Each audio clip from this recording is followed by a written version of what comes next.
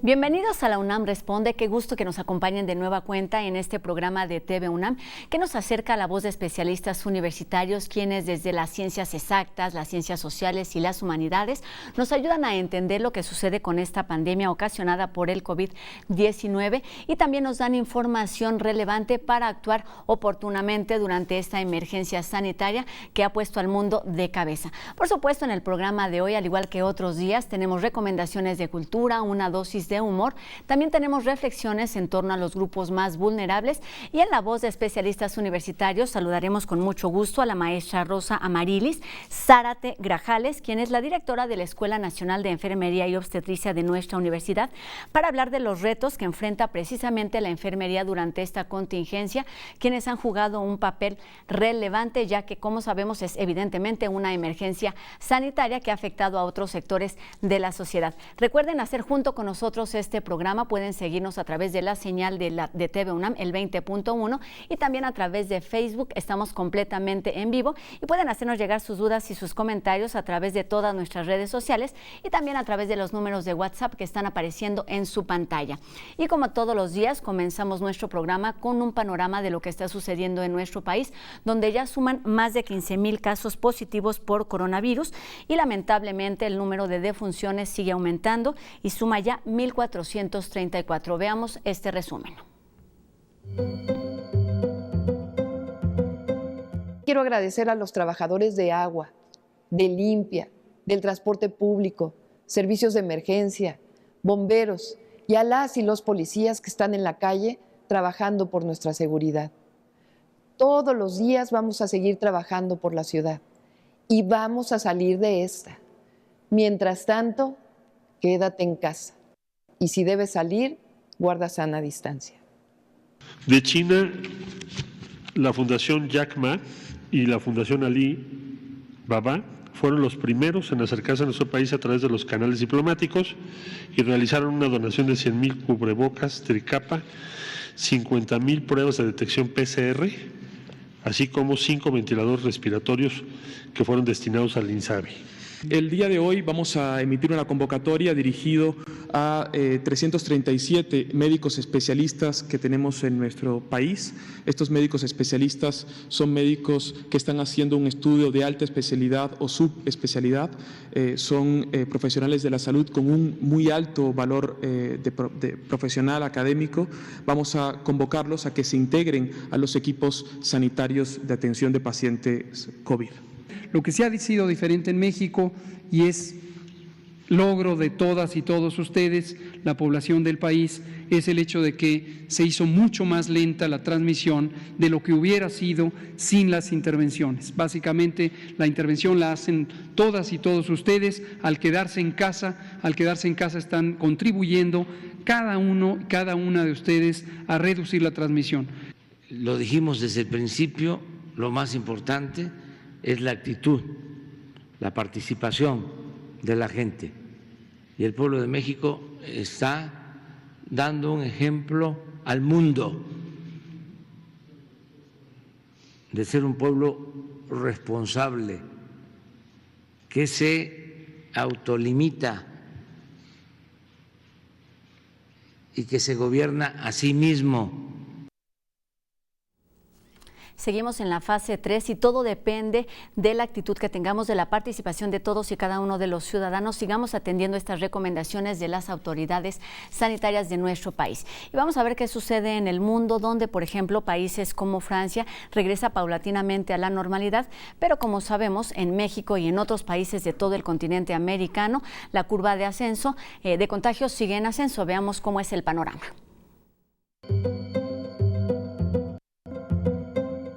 Reino Unido mantiene medidas de distanciamiento social hasta el 7 de mayo para una nueva revisión. Irán registra 71 nuevas muertes y más de 1,000 nuevos casos confirmados. Turquía envía ayuda médica a los Estados Unidos para atender afectados por coronavirus. En Egipto, el presidente ordenó la renovación por 3 meses de un estado de emergencia por el coronavirus. Filipinas se acerca a los 8,000 casos de COVID-19 con 181 nuevas infecciones. Pakistán registra el mayor aumento de muertes en un solo día, con 301 nuevos fallecimientos. China reporta 6 nuevas infecciones, sumando más de 82,800 casos confirmados. Corea del Sur registra 14 nuevos casos, cumpliendo 10 días seguidos reportando menos de 15 infecciones diarias. Alemania confirma 1,114 nuevos casos y 163 muertes en las últimas 24 horas. En Hong Kong, los funcionarios públicos retomarán sus labores hasta el 4 de mayo. Y para entender de mejor manera estos números, estas cifras que se modifican segundo a segundo, vamos con el doctor Carlos Rosales, que nos explica algunas de ellas. Buenas tardes. Mando un saludo a Rosa y a todo el equipo de la UNAM Responde en los estudios de TV UNAM. El día de ayer vimos cómo el número de casos confirmados de personas infectadas por el coronavirus ha ido creciendo rápidamente en México. El día de hoy vamos a analizar un poco cómo se distribuye ese número de casos por rangos de edad. Esto es, ¿quiénes se pueden infectar? Como vemos en la gráfica, todo el mundo es susceptible a infectarse con este virus. Tenemos casos confirmados desde bebés recién nacidos hasta personas de muy alta edad. Todos se infectan. Y el número de personas infectadas entre hombres y mujeres es casi igual. Ayer comentamos que hay una ligera tendencia a que se infecten más hombres que mujeres. Pero las personas que más se están infectando están en el rango de 45 a 50 años de edad. Esto es, vemos que al menos en México, esta enfermedad COVID-19 no es una enfermedad de viejitos. Le siguen muy de cerca las personas que están entre 35 y 59 años de edad. Esas son las personas que más se están infectando en este momento en nuestro país. Entonces, ¿cómo evitar esto? Quédese en casa si puede hacerlo. Y si no, y si tiene que salir, el grupo de personas entre 30 y 60 años, tanto hombres como mujeres, son los más susceptibles.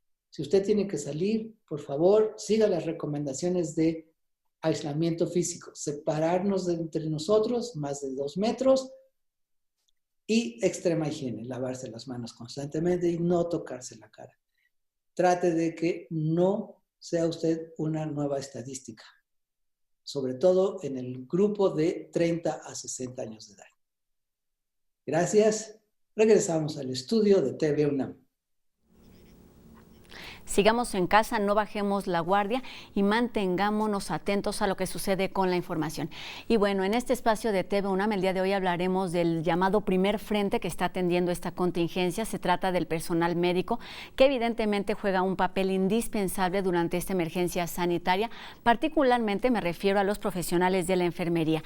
Esos profesionales que cuentan con aptitudes, habilidades, valores y conocimientos para saber qué hacer durante estos casos, y estaremos conversando justamente con la directora de la Escuela Nacional de Enfermería y Obstetricia de nuestra universidad. Se trata de la maestra Rosa Amarilis Zárate Grajales. Maestra, ¿cómo está? Muy buenas tardes. Muy buenas tardes, Rosa María Brizuela. Muchas gracias por invitarme al programa. Yo no soy Rosa María, pero Rosa Brizuela sí, maestra. En fin, tenemos mucho de qué platicar, maestra. Está usted al frente desde hace un par de meses, al frente de esta escuela de enfermería de nuestra universidad, quien tiene ya una larga historia, más de un siglo de historia, y eso nos lleva a entender la importancia de la formación de profesionales de la enfermería. Platíquenos en primera instancia cómo ha sido esta evolución de la atención y de la preparación de estos profesionales de la salud. En principio, la carrera inicia en los albores del siglo pasado con una formación ya profesional al interior de los hospitales, en el Hospital General de México y en los niveles técnicos. En la medida que fue avanzando su desarrollo y demás, con la asesoría de otros modelos educativos, particularmente de Europa o de Inglaterra, sí, con el modelo Nightingale, se inicia ya la formación profesional de enfermera, y cuando esta se inicia formalmente con un plan de estudios, es cuando el doctor Lisiaga define algunos programas para al interior del Hospital General de México. Posteriormente, ya con la nueva legislación universitaria, se crea la Escuela Nacional de Enfermería, antes estaba ligada a la Escuela de Medicina, y se crea con un plan de estudios propio.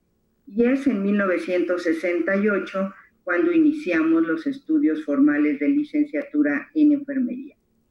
La carrera técnica de enfermería se mantuvo durante muchos años, era una carrera técnica universitaria de alto nivel, pero que posteriormente pasó a compartir dos planes de estudio, el de licenciatura en enfermería y obstetricia y el de enfermera técnica. Es hasta los finales de los 90 cuando la escuela decide exclusivamente impartir la licenciatura en enfermería, y esto trajo consigo cambios en el currículum, cambios al interior incluso de los currículums universitarios de otras escuelas, ya que la carrera se estudia no solo en la ENEO, sino en la Facultad de Estudios Superiores Zaragoza e Iztacala. Desde el 2015 tenemos un plan de estudios de licenciatura en enfermería y obstetricia actualizado, y desde el año 2009 impartimos otra licenciatura, que es una licenciatura en enfermería generalista, más enfocada hacia la atención primaria, hacia la prevención, hacia el primer nivel de atención y hacia la salud de los colectivos, sin enfoque especializado como es el de la enfermería y obstetricia. Esta última, la licenciatura en enfermería, se imparte en el sistema Universidad Abierta y Educación a Distancia, teniendo aproximadamente más de 3,000 alumnos en ese nivel y otros tantos en el nivel escolarizado. Y es una carrera que tiene ahorita en nuestra escuela más de 6,500 alumnos, más los que se encuentran en Iztacala y Zaragoza. Ese ha sido como un poco el recorrido de la formación de la enfermería en nuestro país. Maestra, me parece importante tener este antecedente para hablar de cómo se preparan, cuál es la formación de estos profesionales, cuáles son las posibles especialidades, y esto para llegar a cómo pueden estar preparados estos profesionales de la salud para una contingencia como la que estamos viviendo, ya que se trata de un virus, como sabemos, nuevo. Claro, bueno, la formación de la enfermería es una formación generalista, es una formación que tiene el mayor porcentaje de su currículum práctico y otra parte teórica. La teoría se estudia en las aulas, en algunos laboratorios, aspectos teórico-prácticos, pero particularmente es una carrera, es una disciplina profesional cuyo objeto de estudio es el cuidar a las personas, tanto sanas como enfermas, en diferentes escenarios, no solamente en los hospitales, en la comunidad, en su casa, en los centros de trabajo, en los centros escolares. Entonces, en ese sentido, la formación tiene su énfasis hacia el cuidado, ¿sí? Las enfermeras cuidamos a las personas bajo diferentes enfoques, tenemos una metodología y una teoría propia, es una disciplina también en su desarrollo joven, es una disciplina del campo de las ciencias de la salud, aunque compartimos algo también de las ciencias sociales y las humanidades, ¿no? Por el trabajo con los colectivos. Y bueno, este enfoque de la formación de las enfermeras se realiza en la teoría y después en la práctica, ¿sí? Estamos muy cercanos al sistema de salud, tenemos una vinculación muy cercana con las instituciones del sistema, tanto públicas, particularmente algunas privadas, y trabajamos con ellos en la formación de nuestros estudiantes. Hay tutores, hay profesores en esos escenarios. Y esto nos prepara para una formación avanzada. Yo les decía que desde el 68 formamos enfermeras con licenciatura en la UNAM, pero en los años 2000 iniciamos el programa de formación del Plan Único de Especialización en Enfermería en el año 98, y tenemos actualmente 15 especialidades en enfermería. La enfermería se ha convertido en una de las profesiones que requiere mayores conocimientos, tiene una gran complejidad cuidar a las personas tanto sanas como enfermas. La ciencia día a día crece, se desarrolla, nuevos conocimientos, y esto requería que la formación de enfermería también creciera hacia la formación de posgrado, la formación avanzada, la formación de enfermeras en el campo y en los escenarios de la práctica o de la comunidad. Y también para la formación de maestros. Este plan de estudio de enfermería, el Plan Único de Especialización, actualmente, les comentaba, tiene 15 áreas y 15 campos.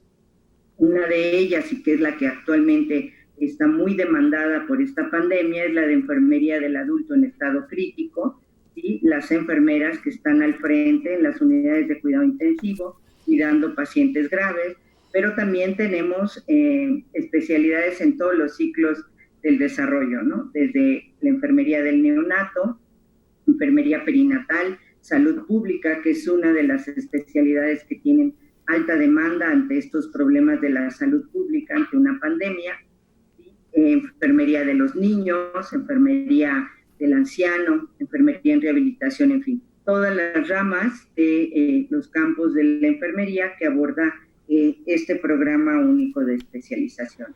Y este está muy vinculado con los institutos nacionales de salud. Las enfermeras se forman ahí con los profesionales de la enfermería especialistas, expertos, con médicos, con otro tipo de profesionales que de manera conjunta con la universidad son profesores universitarios, pero sobre todo son enfermeros clínicos que están, y médicos clínicos que están en esos escenarios, ¿no?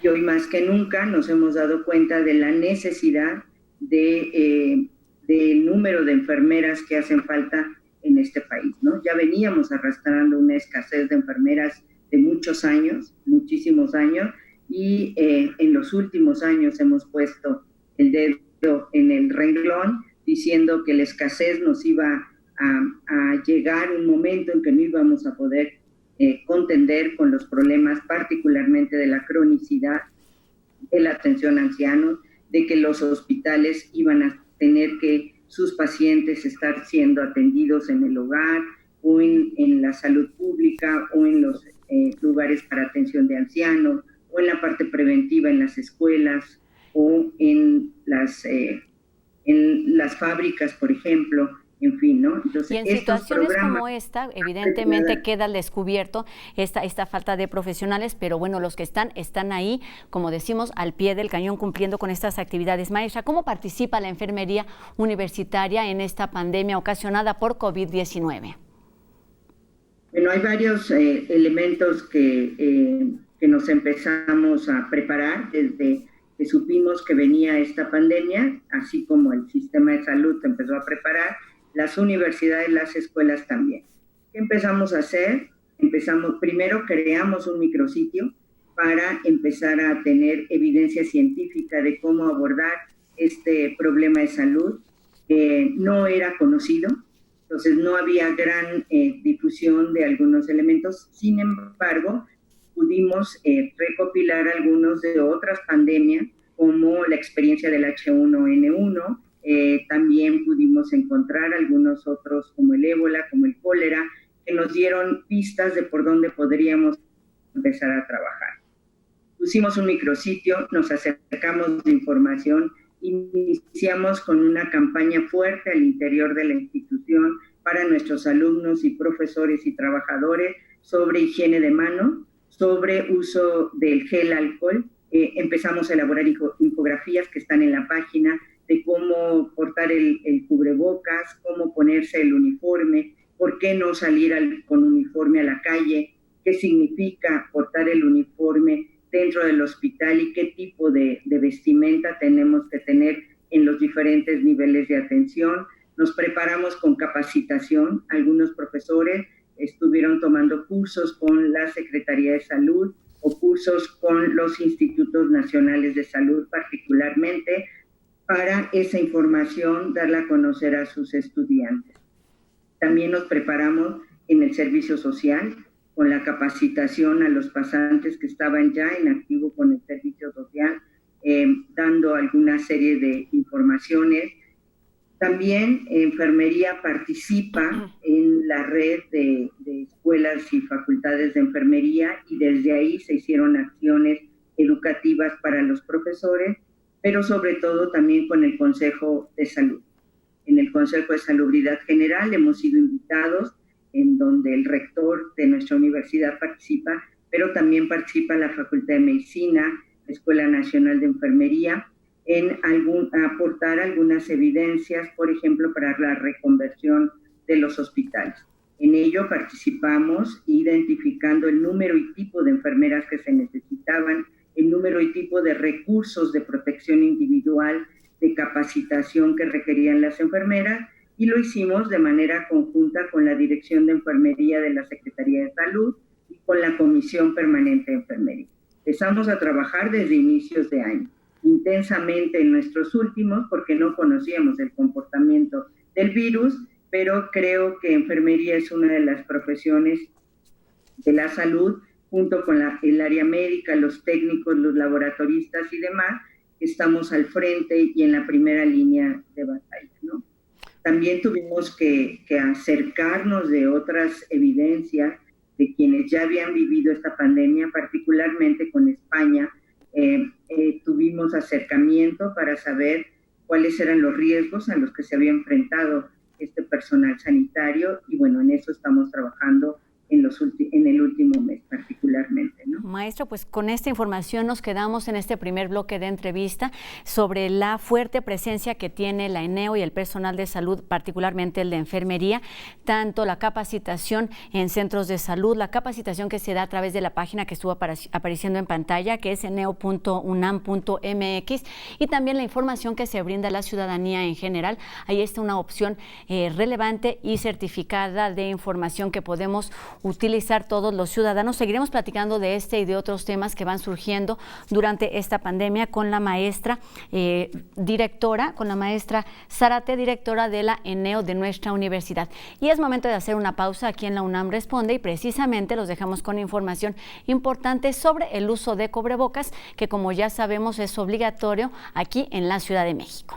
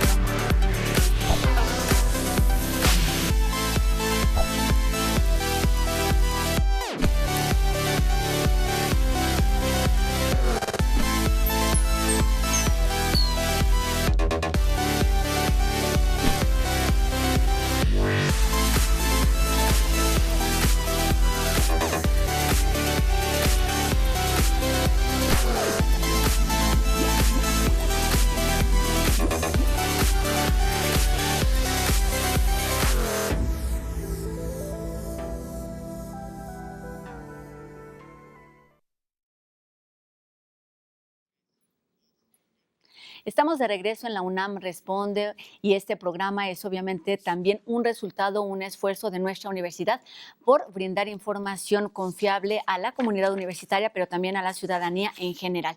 Y sobre este tema, pues nuestra universidad no se detiene, y justamente hace unos minutos se dio una conferencia donde participaron algunas de las voces principales de nuestra universidad. Y es que a 2 meses de declarada la contingencia en México por la pandemia de COVID-19, integrantes de la Comisión Universitaria para la Atención de la Emergencia por Coronavirus hicieron un recuento de lo que ha sido su evolución. El coordinador de esta pandemia, el doctor Samuel Ponce de León, habló de la desestabilización de los sistemas de atención médica del mundo, incluso en países con sistemas bien estructurados y con economías fuertes, como lo son China, Italia y otras ciudades de Europa. Destacó que las acciones que hasta ahora se ha llevado a cabo a partir o a través de la Secretaría de Salud de nuestro país han sido favorables en la toma de decisiones, esto a pesar de las críticas sobre lo oportuno de la implementación de las medidas de higiene, etiqueta respiratoria y de distanciamiento social que se han expresado en distintos sectores. Por su parte, el doctor William Li, coordinador de la investigación científica, se refirió a los esfuerzos que desde la universidad se llevan a cabo en materia de desarrollo de métodos, dispositivos de diagnóstico, toma de pruebas a la comunidad universitaria e insumos de protección para el personal de salud, una labor que ha tenido la colaboración y validación del Instituto Nacional de Referencia Epidemiológica, el INDRE. En esta labor, dijo que la comunidad universitaria ha sumado esfuerzos para no duplicar, así como para optimizar y eficientar las acciones y contar así con lo más pronto con las herramientas que se necesiten. Aseguró que este esfuerzo de solidaridad de los universitarios se pone de manifiesto hoy, como en otras situaciones difíciles que ha vivido el país, y que desde la universidad se analiza también el impacto económico y social. En pocas palabras, hizo un llamado a respetar y reconocer la labor del personal médico que hace frente a esta emergencia. Pues así las voces, así las opiniones y pues de alguna manera un balance de lo que ha sucedido durante estos 2 meses con la comunidad universitaria que sigue trabajando desde distintos frentes, no solo desde la docencia, sino también desde la investigación y por supuesto brindando un servicio a la ciudadanía de todo nuestro país. Y seguimos con más información aquí en la UNAM Responde, hablando de estos grupos vulnerables. Vamos enseguida a escuchar la opinión de Jacobo Dayan. Buenas tardes. En estos espacios habíamos hablado al inicio de la pandemia, de las encerronas que tenemos todos en todo el planeta, sobre los riesgos que había en algunos países donde algunos gobiernos, aprovechándose de la circunstancia, iban a afianzar gobiernos autoritarios o medidas autoritarias, violando de manera preocupante los derechos humanos, y una vez que salgamos de la pandemia, esas condiciones continúen. Bueno, en varias partes del planeta ya hemos estado observando situaciones preocupantes de autoritarismo y violación flagrante a los derechos humanos. Y la pandemia solo vino a justificar procesos que se venían ya iniciando desde antes. Un ejemplo es lo que está ocurriendo en El Salvador, donde hay un desmoronamiento del orden democrático muy preocupante. Hace unos días hubo un enfrentamiento ya entre el presidente Bukele de El Salvador y la Suprema Corte de Justicia salvadoreña, que prohibió o se manifestó en contra de las detenciones arbitrarias echadas a andar por el presidente bajo la lógica de la pandemia, y el presidente respondió que quien gobierna es él y no la Suprema Corte. Y ahora lo que estamos viendo en redes sociales son imágenes de las condiciones carcelarias en El Salvador, donde el presidente, bajo una lógica de que son criminales, los tiene hacinados en literalmente escenas propias de campos de concentración, todos hacinados. Y ahora acaba de dar orden a las fuerzas del Estado a utilizar fuerza letal contra las pandillas para defender al pueblo de los asesinos de este mismo. Es muy preocupante lo que está ocurriendo en El Salvador, cosas que ya habíamos visto que ocurrían en Filipinas, donde el presidente Duterte había ordenado asesinar a personas que violaran la pandemia.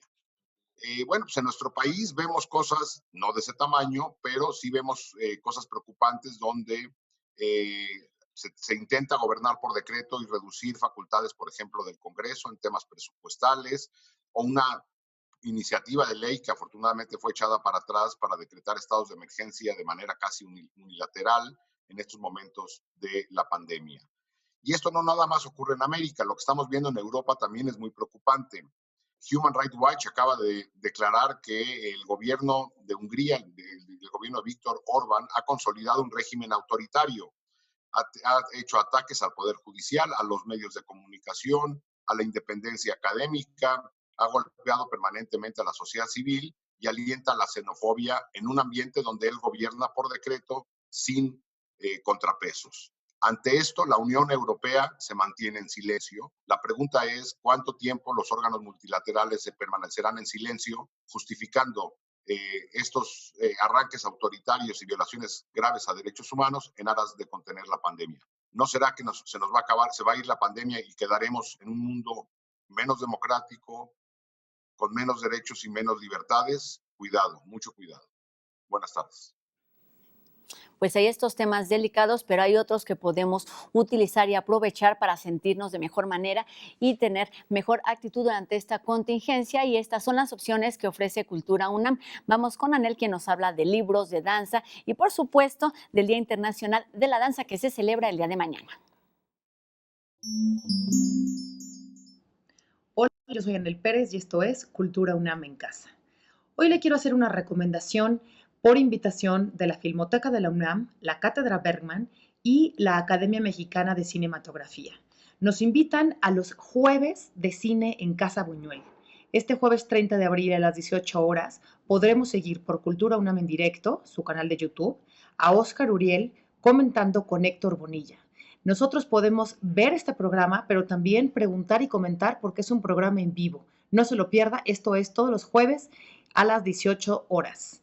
Por otra parte, también la Casa Universitaria del Libro nos hace una invitación muy interesante porque 10 autoras nos recomiendan lecturas para sobrevivir en cuarentena. Esto con el hashtag del mismo nombre, Lecturas para sobrevivir en cuarentena. Sigan las redes sociales de la Casa Universitaria del Libro y podremos ver a Mónica Lavín, a Ana Mari Gomis, a Ethel Krause, Mónica Maristain, entre muchísimas otras autoras. Julia Santibáñez también está por ahí, recomendándonos libros y lecturas para esta cuarentena.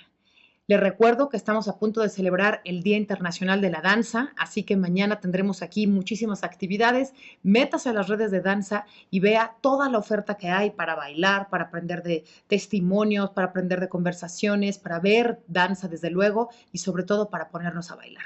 Y aquí en TV UNAM tendremos un capítulo más de la nueva temporada de El Chamuco TV. Canal 22 y TV UNAM unen esfuerzos para dar vida al único programa televisivo de moneros en el que los caricaturistas Cintia Bolio, Antonio Helguera, José Hernández, Rafael Pineda Rapé, Rafael Barajas El Fisgón y Patricio Ortiz llevan a la pantalla el espíritu de la icónica revista de crítica política y humor gráfico, El Chamuco y los Hijos del Averno, fundada por Ríos en 1996. Este programa es un ejercicio de periodismo libre y crítico donde la caricatura es el recurso gráfico para entender la realidad del país. Véalo hoy a las 20:30 horas. Volvemos a TV UNAM con mis compañeros para dar seguimiento al acontecer de estas noticias que nos competen en el mundo del coronavirus, porque la UNAM responde. Gracias, Anel. Anotado en la agenda, mañana es un día para danzar. Y ahora tenemos, como siempre, nuestra dosis de humor con el equipo de No Memes, quien nos habla de Batman y de que uno no es ninguno. La risa, la verdad es que nos quita los tensos, el enojo. Por eso vamos a ver esta dosis con el humor de los memes del día.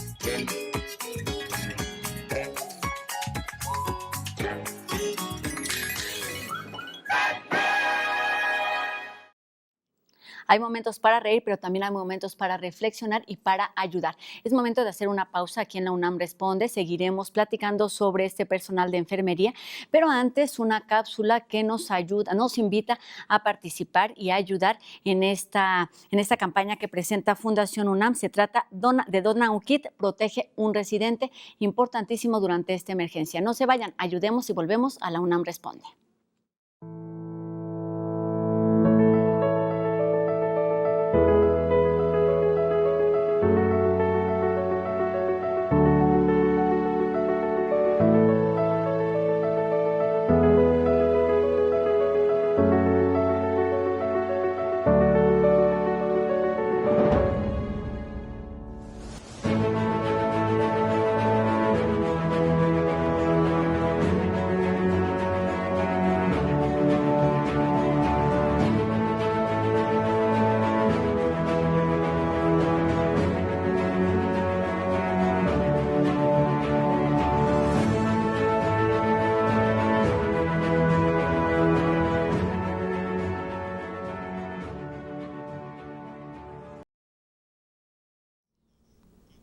Ya estamos de regreso en la UNAM Responde y bueno, a lo largo de todas nuestras transmisiones les hemos hablado de la importancia de acercarnos a información verificada, a información confiable. Y hoy vamos a ver enseguida la segunda parte del reportaje que les presentamos ayer sobre ética periodística que preparó el equipo de En Trending de TV UNAM, y el día de hoy nos reúne o nos acerca a las voces de investigadores y de periodistas universitarios. Veamos. Uno de los retos más grandes que se tiene con la cobertura informativa de la pandemia es la inmediatez y la calidad de la información. De acuerdo con la Fundación para el Nuevo Periodismo Iberoamericano, la dinámica de la información en Internet provoca que los medios y periodistas lleguen a dejar de lado la veracidad y comprobación de la información por ganar clics o reacciones en Internet.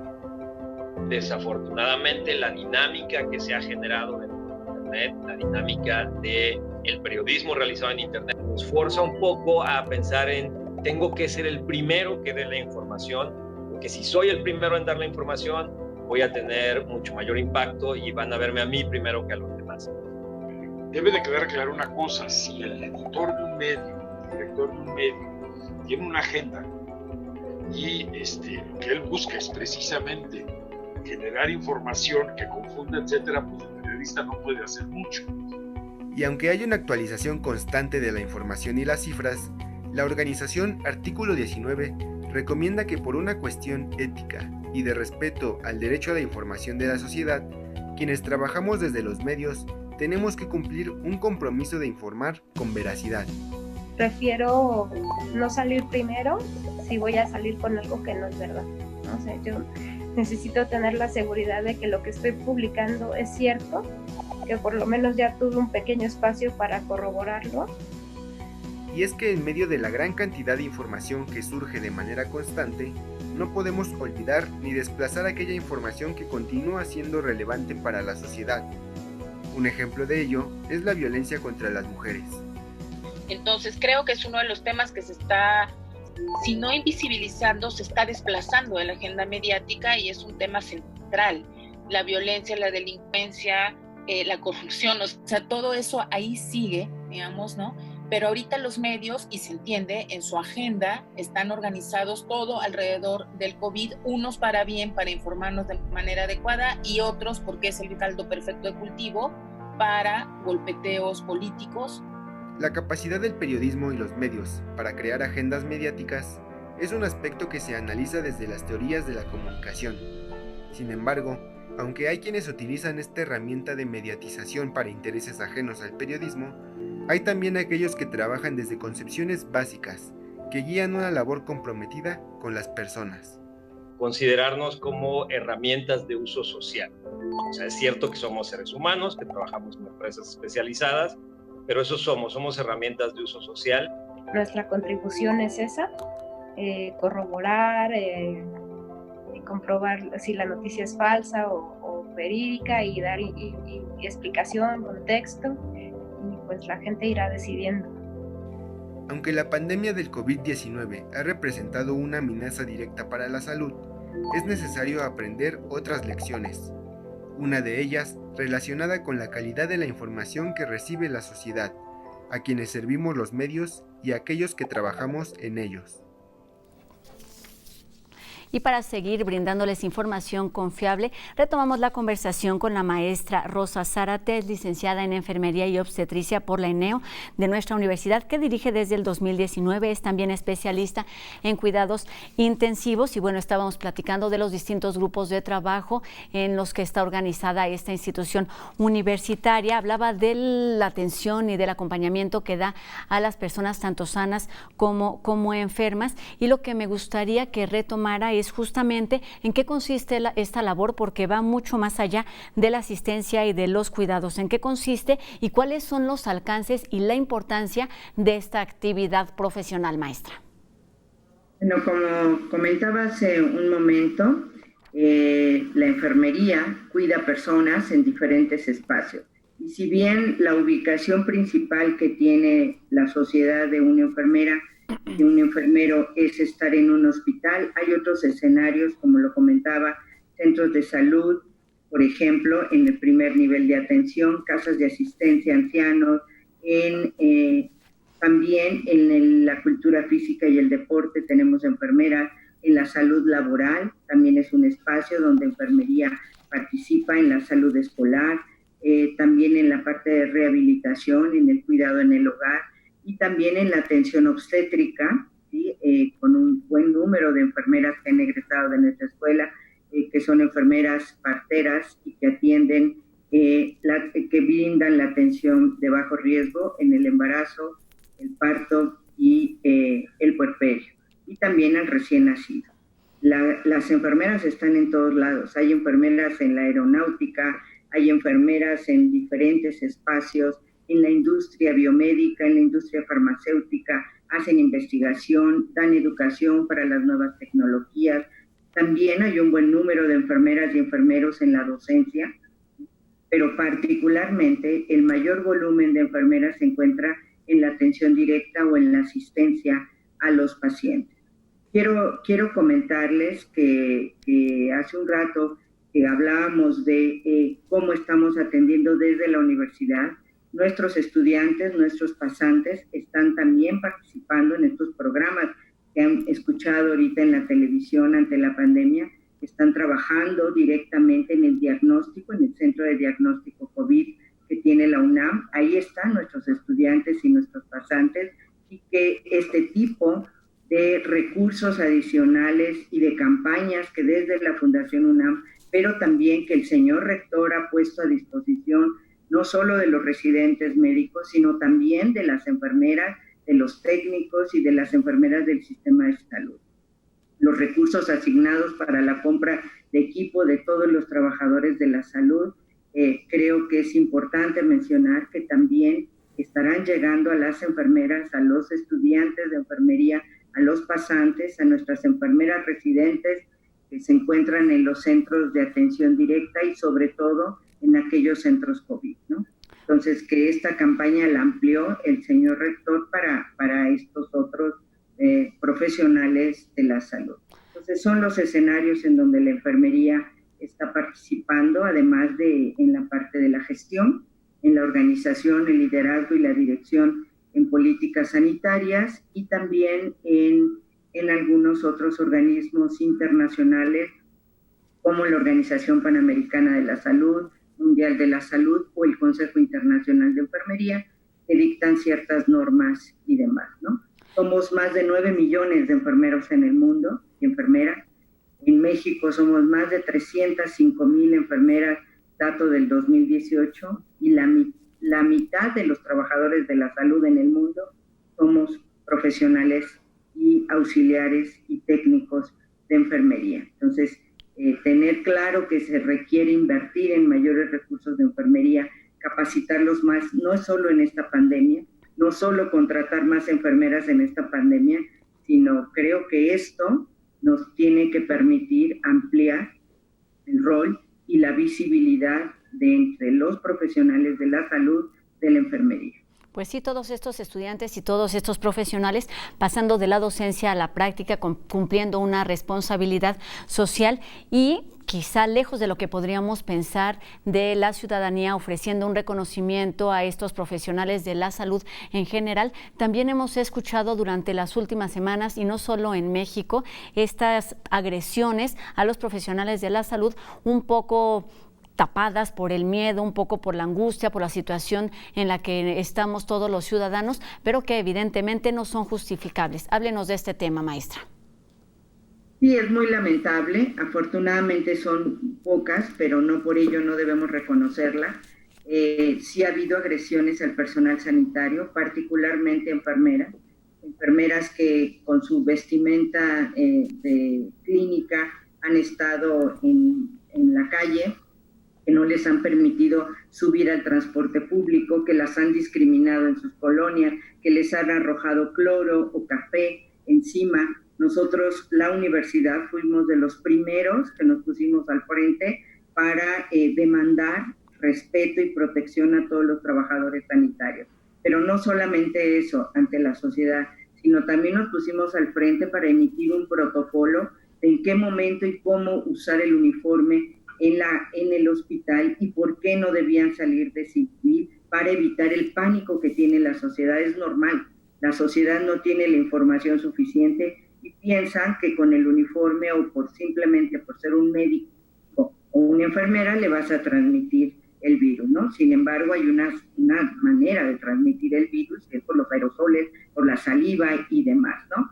Entonces, esta parte hicimos incluso un protocolo en donde se pedía a las instituciones de salud que les dieran bolsas y les dieran espacios a donde las enfermeras, los enfermeros, los estudiantes pudieran ir a cambiarse y no salir ni entrar con el uniforme. Ese uniforme no lo usamos adentro del hospital. Ahí nos cambiamos sobre todo para atender a este grupo de pacientes con alto riesgo, con alta infección, con transmisiones frecuentes, etcétera. Utilizamos otro tipo de vestimenta que ustedes habrán visto en la pantalla, que es un comando en algunas unidades de cuidado intensivo, batas, cubrebotas, gorros, caretas, cubrebocas, mascarillas de alta protección, guantes. Entonces con eso no salimos a la calle.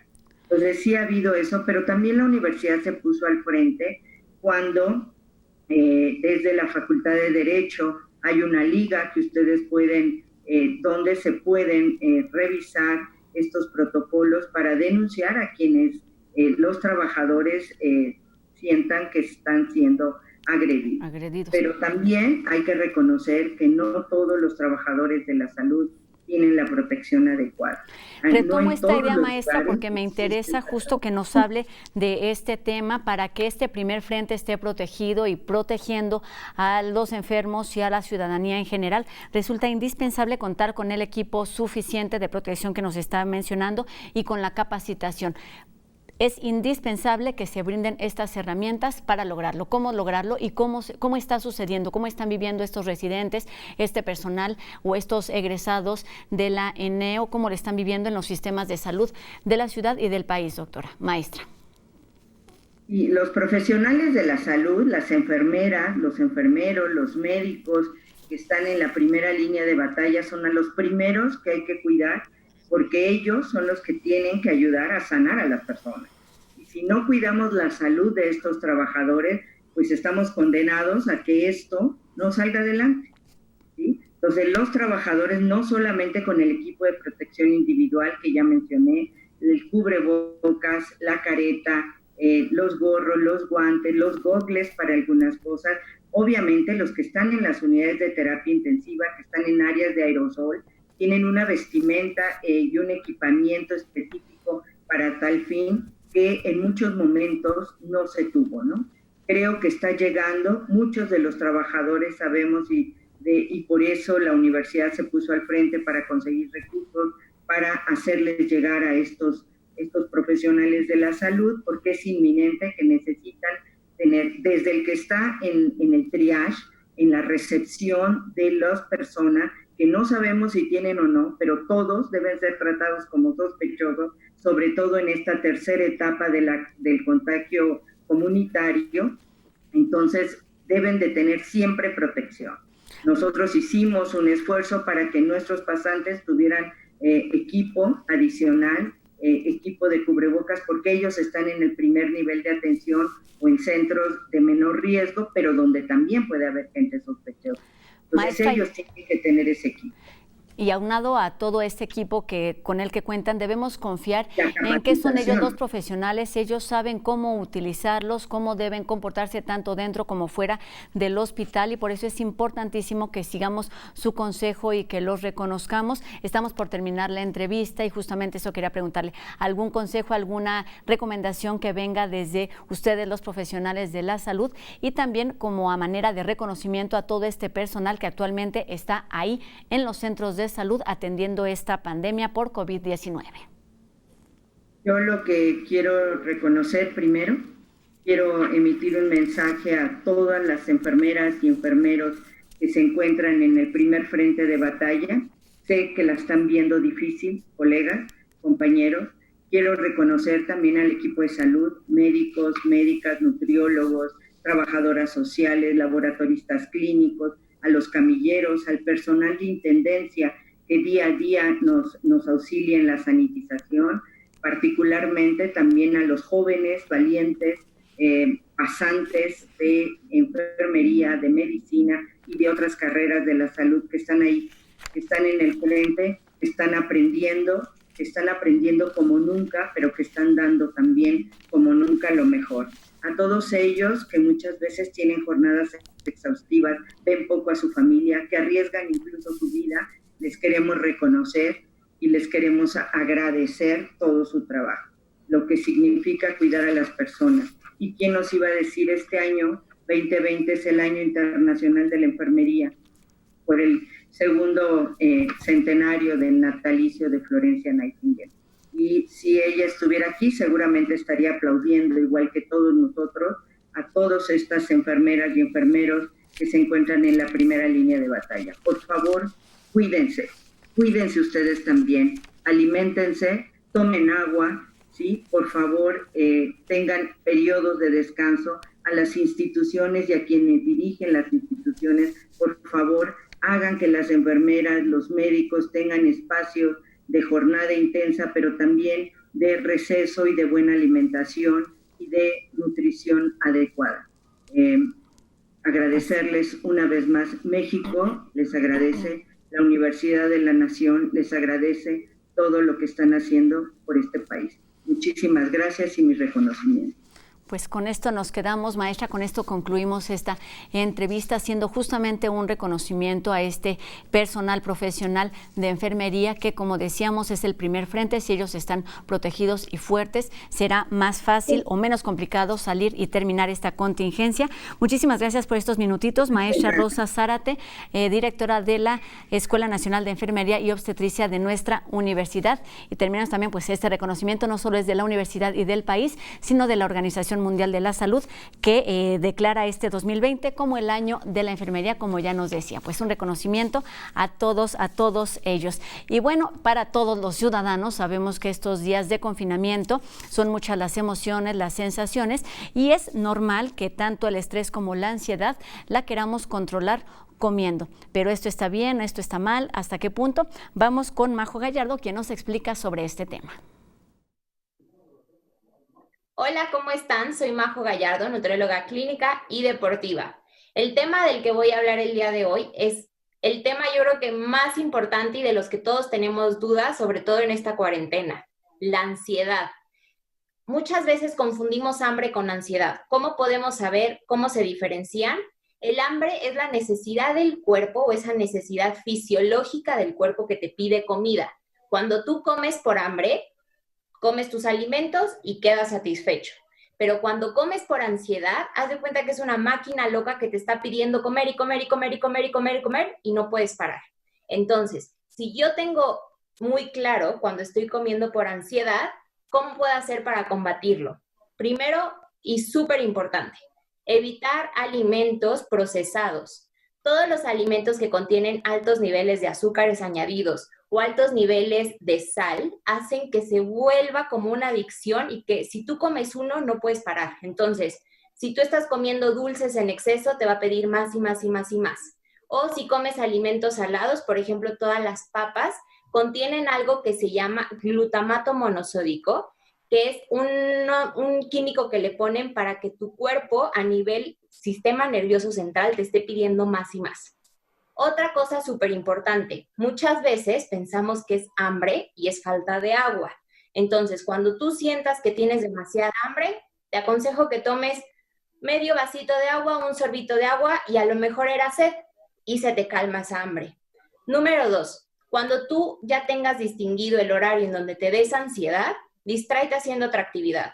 Salta a dar una vuelta, vete a otro cuarto, ponte a colorear, distráete en el teléfono y eso va a hacer que no vayas directo a la alacena o al refrigerador y te lo acabes por completo.